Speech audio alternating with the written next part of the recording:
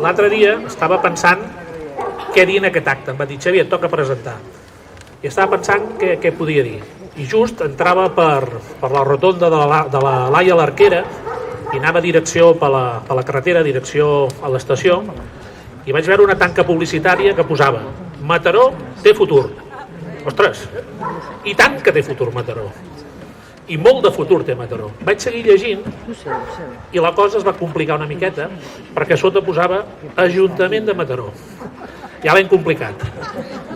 I per què ho dic això? Ho diem des del grup municipal, sempre diem això com definim la política que s'ha fet fins ara a Mataró. Sempre ens agrada fer servir 3 grans frases, molt catalanes, molt dites catalanes, que són posar el carro davant dels bous, qui dia passa any empeny i marejar la perdiu. Us posaré 3 exemples ràpids de cada cosa d'aquesta, i n'hi ha molts, vull dir, jo, el dia que vulgueu, al fons jo, us podem explicar, donarem molt més exemples. Primer exemple, posar els carros davant dels bous. Sabeu el que passa amb el carril bici a Mataró? Ens quedaven 4 mesos perquè Europa no posés els diners per pagar la subvenció per tenir carrils bicis i en 4 mesos van treure pots de pintura i tots a pintar i ha sortit el que ha sortit. Que no vol dir que estiguem en contra del carril bici, però les coses s'han de fer pensant i planificant.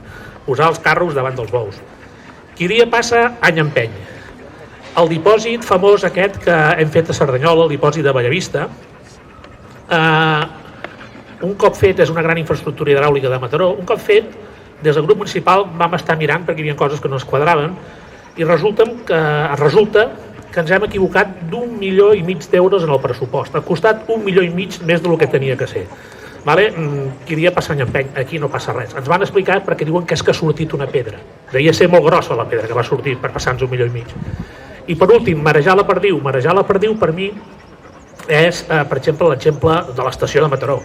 Vosaltres sabeu que el 2016, que si el pla orbital, que si el tren passava per Mataró, que si a la plaça del Parc tindria una estació, i de cop aquest any ens surten i ens diuen que farem una nova estació a 100 metres de l'estació que tenim. En què quedem? Estem marejant la perdiu. Estem jugant amb la mobilitat de Mataró i estem hipotecant Mataró pels molts anys. També m'agradaria dir-vos per què avui estem aquí, torno a repetir, per presentar l'Alfons Canela. Però l'Alfons Canela no és el candidat. L'Alfons Canela és projecte i és equip. Són 3 coses, És el candidat, però amb un projecte i amb un equip. D'aquest equip, jo com el defineixo? Aquest equip que estem muntant, que aquests dies el començarem a veure, aquest equip, i m'hi m'agrada definir-lo en 3 verbs, que és estimar, creure i treballar. Són els 3 verbs que per mi defineixen l'equip que estem muntant de cara a aquestes eleccions.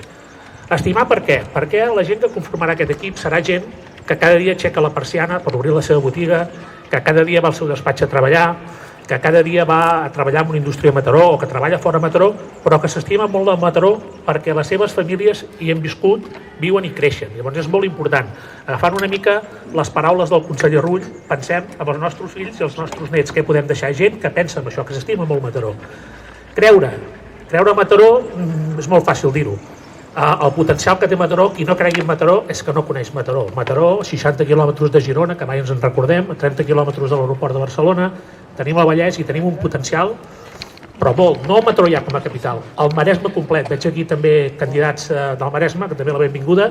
Tot el Maresme té molt de potencial. Penseu que tots els habitants que té la província de Lleida són els mateixos habitants que té el Maresme. Per tant, mireu el potencial que tenim i la força que tenim.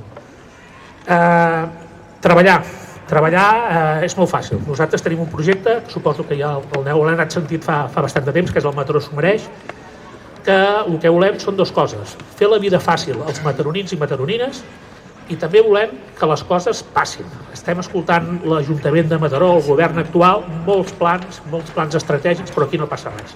Hem de fer que les coses passin. Fins que les coses no passin, Mataró no funcionarà ni progressarà.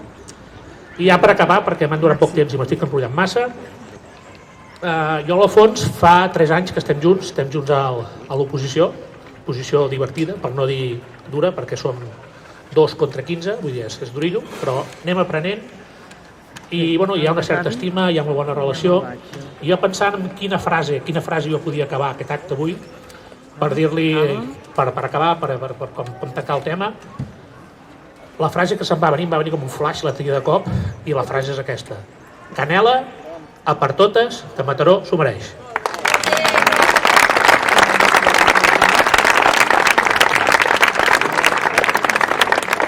Ara us deixem amb la Míriam, el conseller Rull, i el candidat, l'Alfons. Recordeu que és candidat, equip i projecte.